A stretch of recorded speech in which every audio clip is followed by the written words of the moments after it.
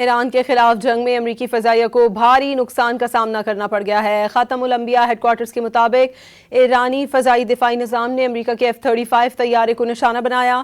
ایران کے سرکاری میڈیا نے تباہ ہونے والے امریکی F-35 طیارے کے ملبے کی تصاویر جاری کر دیں۔ اس سے پہلے ایرانی فوج نے کہا تھا کہ اس نے جزیرہ قشم کے قریب امریکہ کا جدید جنگی جہاز مار گرایا۔ پاسداران انقلاب نے کہا تھا کہ جزیرہ قشم کے جنوب میں دشمن کے جدید جنگی جہاز کو کامیابی سے نشانہ بنایا گیا ہے، جبکہ امریکی سینٹرل کمانڈ کی جانب سے طیارہ تباہ ہونے کی مسلسل تردید کی جا رہی ہے۔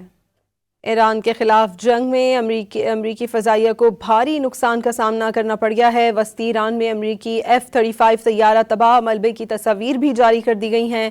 ایرانی فوج نے جزیرہ قشم کے قریب جدید جنگی جہاز مار گرایا تھا۔ امریکی سینٹرل کمانڈ کی جانب سے طیارہ تباہ ہونے کی مسلسل تردید کی گئی۔ ایران کے خلاف جنگ میں امریکی فضائیہ کو بھاری نقصان کا سامنا کرنا پڑ گیا ہے۔ وسطی ایران میں امریکی F-35 طیارہ تباہ ملبے کی تصاویر بھی جاری کر دی گئی ہیں۔ ایرانی فوج نے جزیرہ قشم کے قریب جدید جنگی جہاز مار گرایا تھا۔ امریکی سینٹرل کمانڈ کی جانب سے طیارہ تباہ ہونے کی مسلسل تردید کی گئی۔